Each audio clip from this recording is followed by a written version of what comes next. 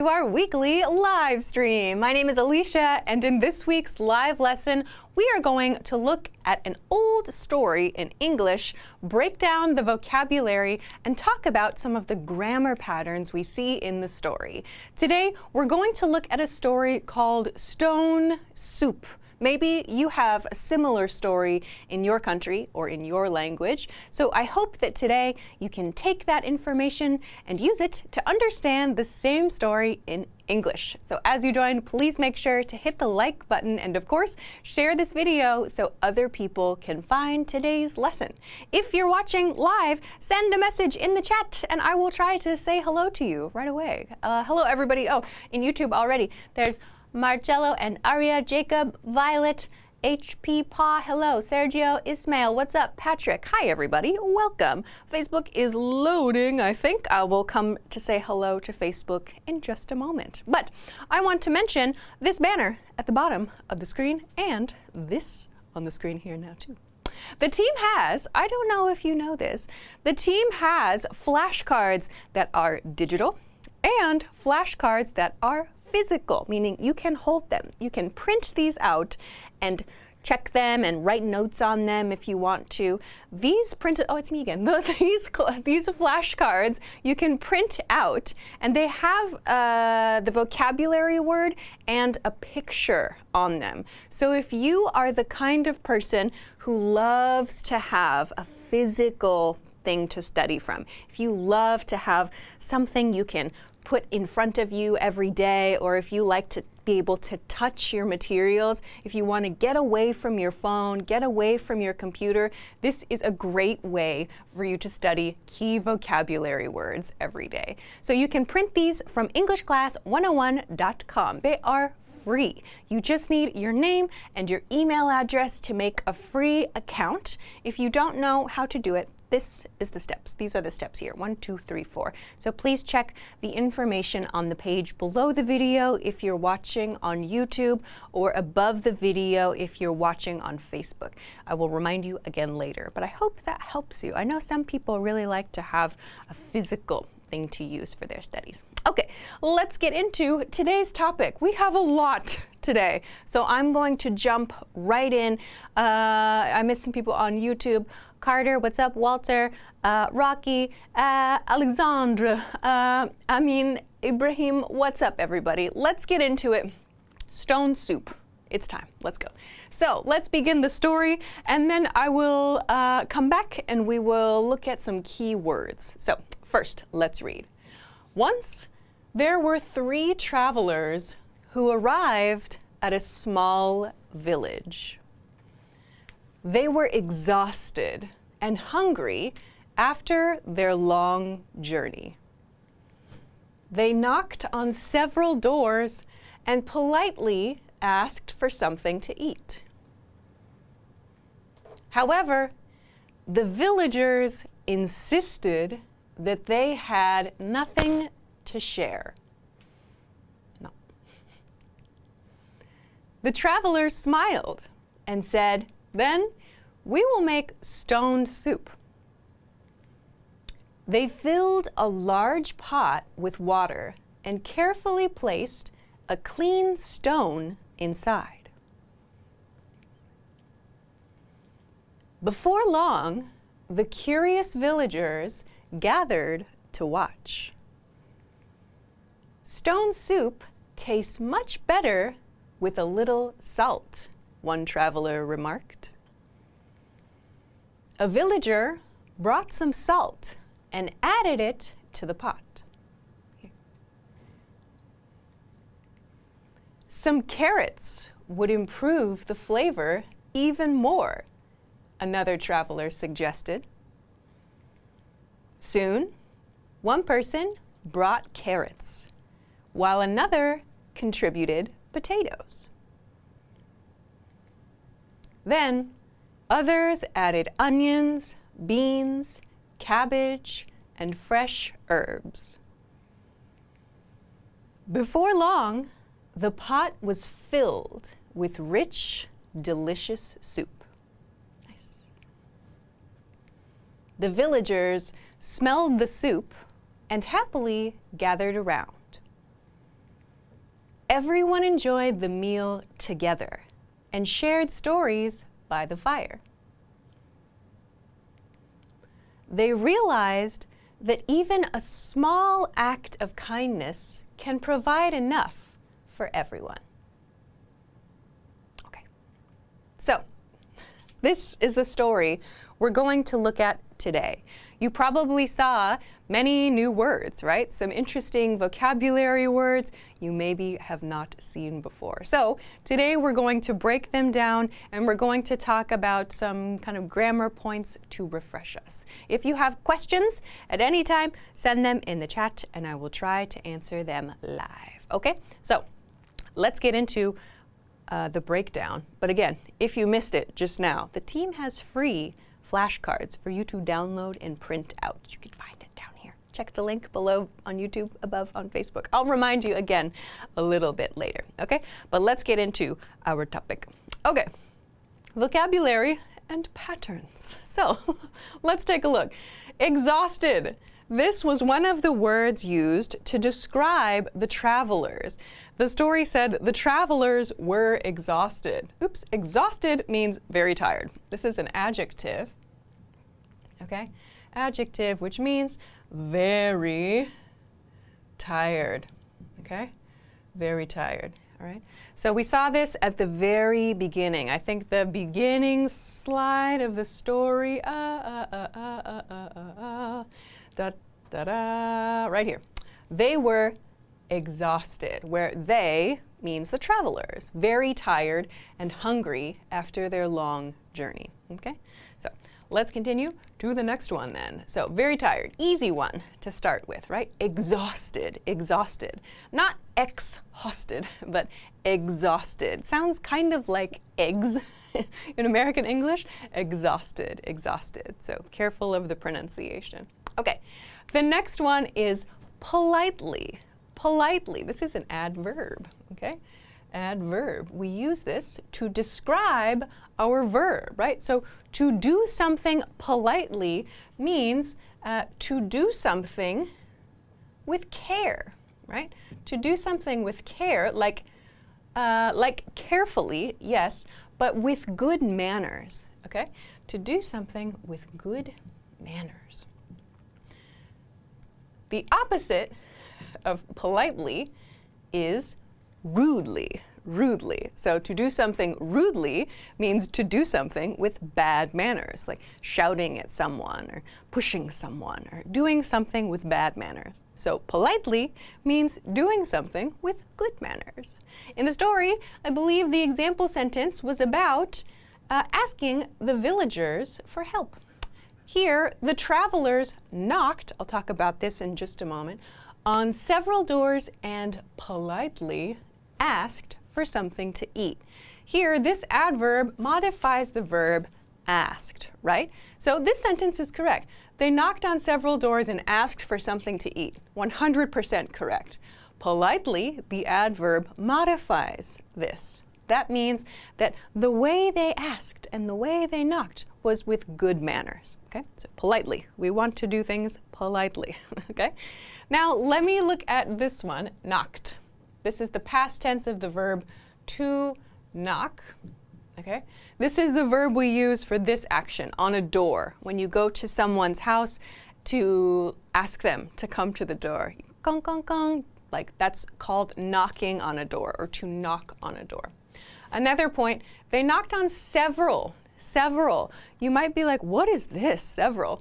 Several means like a few plus. So we use this as a kind of vague or unclear counter, okay? So if we say 1, 2, 3, 4, 5, it's very clear, the numbers, right?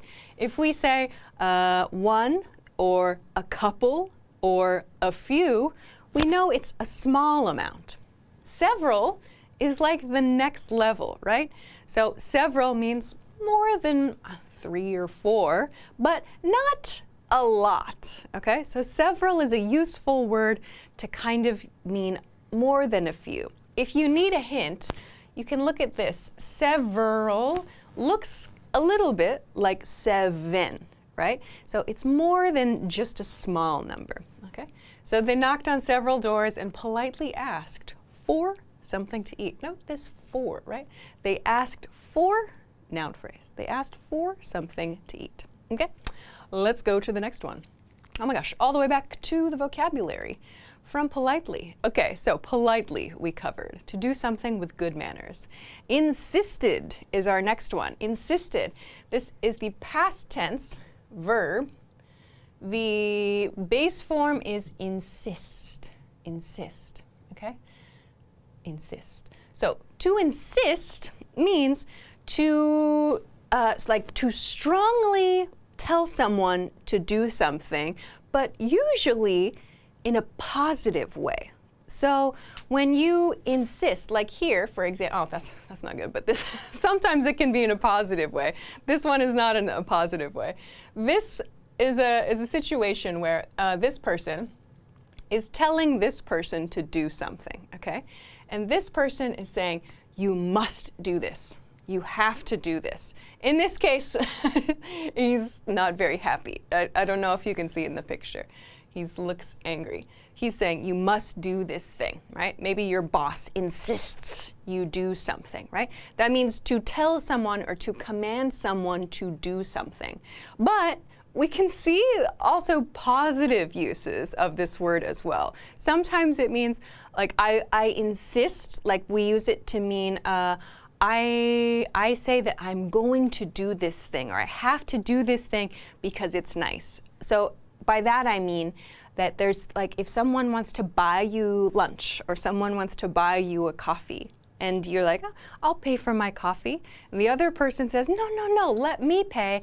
I insist. That means I insist that you let me pay, or you have to let me pay. I command you to let me pay, okay? So to insist is like to command someone to do something.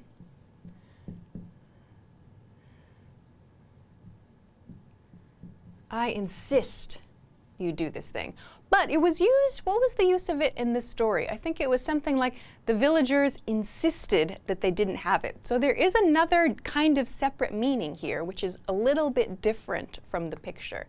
So we have this one meaning you have to do this thing, or I'm going to do this thing, which can be used positively or negatively.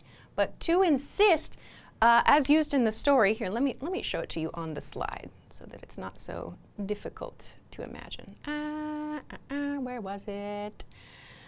Oh, there it is. All right, the villagers insisted that they had nothing to share. You might think, is that like a command? That doesn't seem right. Yeah, there's another version, or there's another meaning to this verb, insist, right? So, okay, we don't have it there. Insisted means like to say something repeatedly, or to say something passionately. To say something, let's go for today, let's say to say something repeatedly, yeah? Okay, to say something repeatedly. So they're saying, like, we don't have food, we don't have food, we really don't have food, we don't have anything to eat. That's insisting, okay? So we have these two different types of insist. The picture that was on the vocabulary slide shows the command form, like, my boss insisted I do this thing. But this one is like saying, we don't really have anything, and the next person says we don't have anything. They're saying something repeatedly, okay? So insist, that's a good one for today, a couple of different words, okay? All right, let's continue to the next word. Oh my gosh, insisted, carefully. I already hinted at this one. Again, we have another adverb, okay? We know this because it ends with ly. That's a very good hint that it's an adverb. So carefully means to do something with care, right?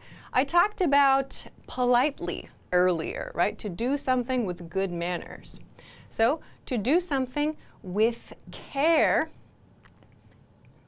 means usually it's kind of gentle or soft. Here we could say he carefully put the bike helmet on the woman. in this situation. So we saw it in the story when they put the stone in the soup, I believe. That was our example. Where is it? Here it is. They filled a large pot with water and carefully placed a clean stone inside. So it's an adverb, like I said. That means we use it to modify or to change a verb. Our verb here is placed, right? So to place something means to put something. Yeah, to put something. Placed sounds a little more polite, I suppose. So in everyday conversation, we say put, right? He carefully put the stone in. Also, okay. So carefully, to do something with care. All right, let's go to the next one. I don't see any questions yet today. Let me know if there's anything. I'm checking the chat. I don't see questions yet. Curious is the next one. Curious. So curious, this is an adjective. I think maybe many of you know the word curious. Curious means you want to know about something, right? You want to see what's happening, or you heard something and you want to know what was it, right? So we can say wanting to know something or wanting to learn something. Wanting to know or learn, right? So feeling curious is very common, right? I'm curious about a new restaurant, or I'm curious about an event that's happening, or I heard a sound, like I'm curious, what was that, right? So we want to know something. We can describe that feeling with curious. We saw this in the story here. Before long, the curious villagers gathered to watch. So the villagers are curious about this situation. They put a stone in a pot. What is happening there, right? It sounds strange. So they become curious, the people of the town, the villagers. Okay, let's continue to the next one. The next one is remarked. Ah, yes, remarked. This is a past tense verb. The base form is remark. This is a formal way to say said. That's all it means, okay? Said. So in this case, I guess this guy is talking to the bird. I don't know. So to remark means to make to say something, okay? Let's just look at the example from the story. This is a formal way or a more polite way to say said. So, stone soup tastes much better with a little salt, one traveler remarked. That's what it means. This just means said. That's all. That's it. So, to remark just sounds a little bit more formal, a little bit more polite than said. To remark, this verb is used to mark speech in text. So, you might also see this used in the noun form, especially in the news. For example, the politician's remarks. So remarks as a noun means the things the politicians said, okay, or their comments. So to remark is usually a formal way to talk about talking, yeah? So that's an easy one, right? It just means said, remarked, okay? All right. Patrick asked, what is before long? Is it soon? Ah, yes. Thanks, Patrick. Good question. Here, before long. Yes, before long means soon. You are correct. Soon. So if you want to break this down, before, like long time. Yeah. So before a long time passed, which really just means soon. Yeah. So again, this is more polite. This is like a kind of a slightly old-fashioned storytelling way of writing. But soon or after a short time is another way to say that. All of these mean the same thing. Yes, or have the same feel. So soon the curious villagers gathered to watch, or shortly after that. All of these mean the same kind of thing. It means it did not take a long time before the villagers gathered around. Okay? All right. Yeah, let's continue. What is happening in the chat today? Okay, let's go to the next one. Moving along to improve. I think many of you know the verb improve.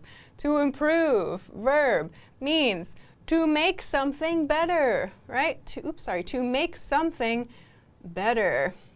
Or to make a person better. Usually, yourself, right? That's why we have the word self-improvement, right?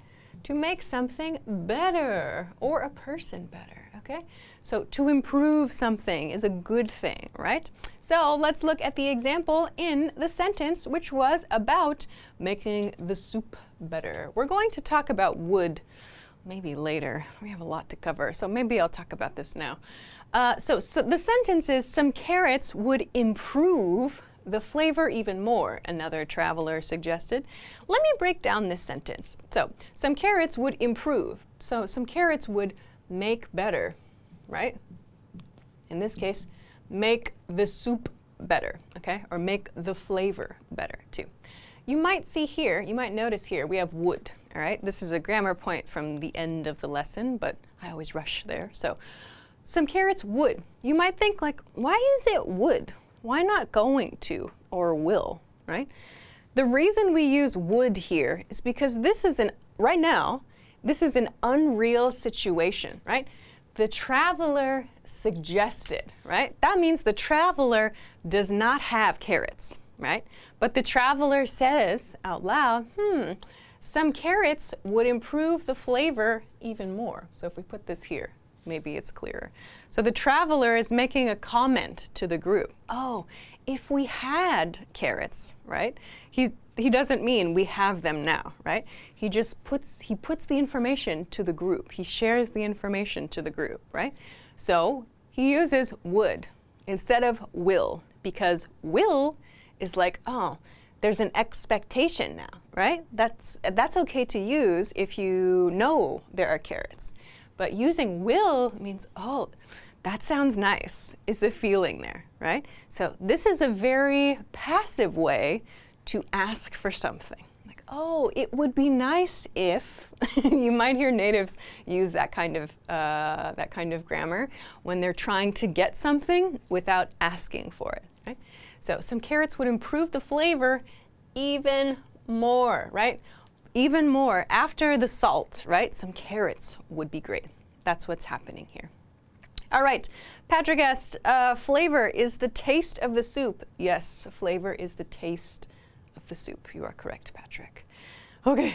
Thank you, everybody who is writing comments. Hello, Francisco and Graybill. Some people are actually writing sentences in Facebook now. Hello, great. We were past the short answers or the short comments. Let's go to the next word then. So we talked about that. Contributed. Okay, this is another fancy word which is a past tense verb. Contributed.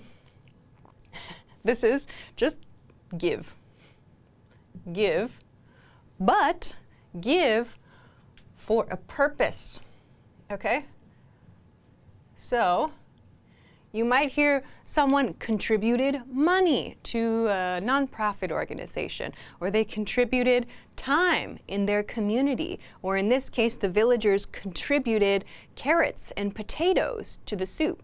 So, to contribute something means you give something, but there's a reason, there's a purpose for it, right? If I give you my bag, I'm like, here, like, take my bag. I'll give you my bag for a moment. I'm gonna go. Like, that's not like a purpose, right? When we contribute something, it's for a reason. We are going to make something, or we are going to do something together.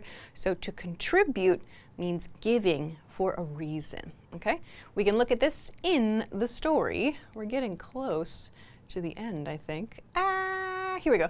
Soon, one person brought carrots while another contributed potatoes, okay? So we have two verbs here, brought and contributed. We use them together. We use them, two different verbs, but they give the same feeling without using the same verb two times in the sentence. Yes, we could say one person contributed carrots while another contributed potatoes.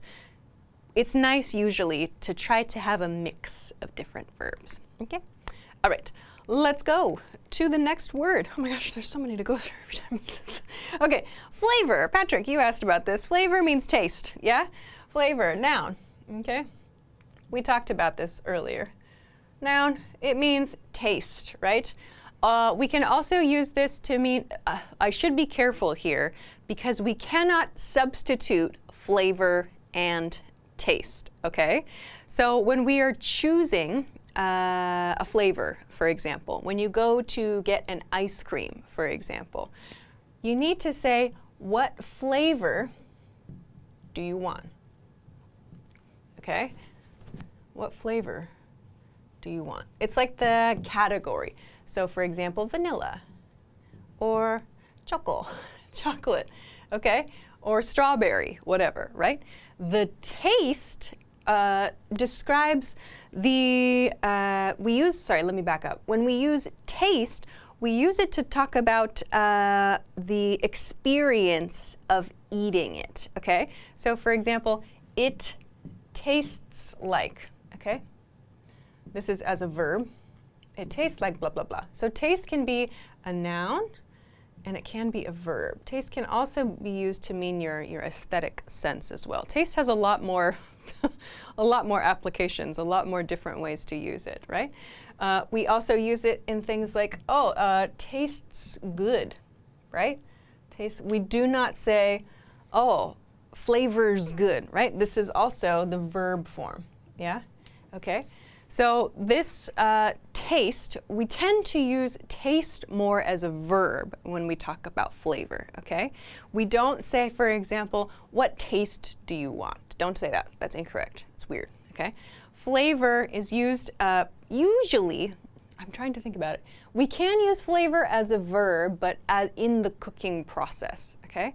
Taste is used as a verb to talk about the eating process. That's a little bit, I don't have time to go into it in this lesson, but please note, although they mean the same thing here, or rather they mean the same thing, where's the example? Patrick brought it up earlier. Here, some carrots would improve the flavor even more.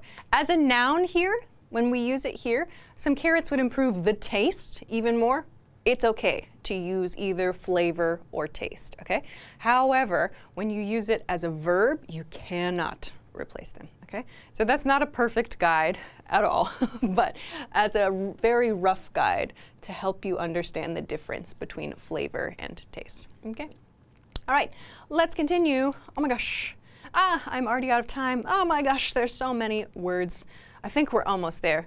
Realized is our next one. We have another past tense verb here, okay? To realize something. This, I think we talked about this recently. To realize something means that usually after a period of time, after thinking about a problem or a situation, you go, oh, the answer, right? That process is the verb, or that process describes the verb to realize, right? You go, oh, to realize something means to understand something after, like, thinking about it or after some time, okay? So to understand something, to understand something after thinking for a while. Like, I'll say after consideration, okay? All right, so realize. Let's look at our example from the sentence. Where was it? I think it was close to the end, yeah? Yeah, here we go. They realized, the villagers realized that even a small act of kindness can provide enough for everyone. Realize, right? So they realized means, so after some time, after this situation, they went, oh, if we all work together, we can all enjoy something together, right?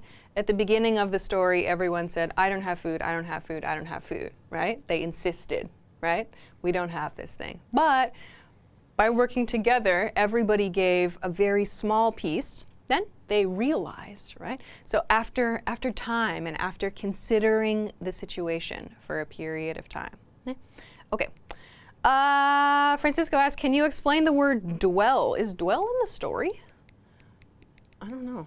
I don't feel like dwell is in the story. But dwell means to live, like, but it sounds old. That's an old word that means to live somewhere. Usually it sounds kind of like a like a fantasy kind of word, like to dwell in the forests. It's like dwell means live, yeah, but it's not. We don't use it. We to control desk is making gremlin motions appear. It's like it's something that we use in stories usually, like the witch. She dwells in the forest. That's the feeling of dwell. Or it can be used in old poems too. Poems, old poems will or new poems also will use words like dwell if they want to create a mysterious feeling. I hope that answers your question, Francisco. Hikaru in the chat wrote, also people say don't dwell on it sometimes. That's true. It depends on how you are talking about the word dwell, Francisco. To dwell on something means to think about something for a long time. So I hope those answer.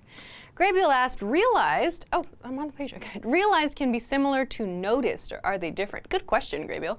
So realized it is different to notice. When you notice something, it's like, it's just a brief moment, yeah? Like I was at work and I noticed that the printer was out of paper, for example. You just happen to, or it's like you don't have a plan, or you're not working on something, but something you just go, oh, I see that now, or oh, I just saw something, or I just heard something.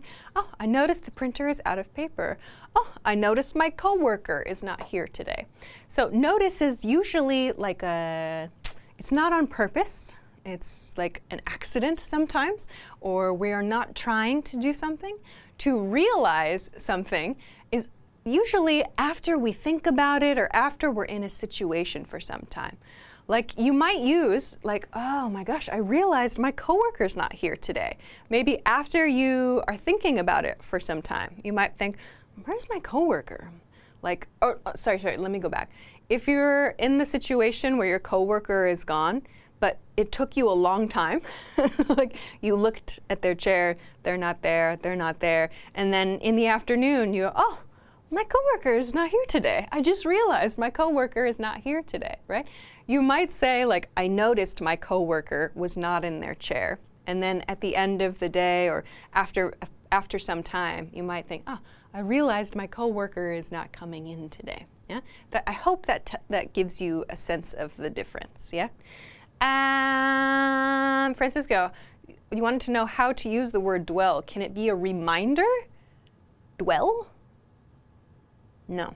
I cannot think of a situation where dwell would be a reminder, unless it's like some kind of strange, some odd like notification on the phone. I have no idea. But no, my first answer would be dwell. Do you have an example, Francisco? I don't know.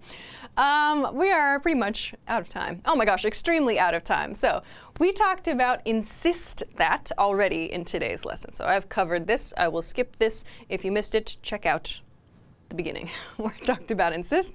I also talked about would already. So please go back to that section earlier because I'm out of time.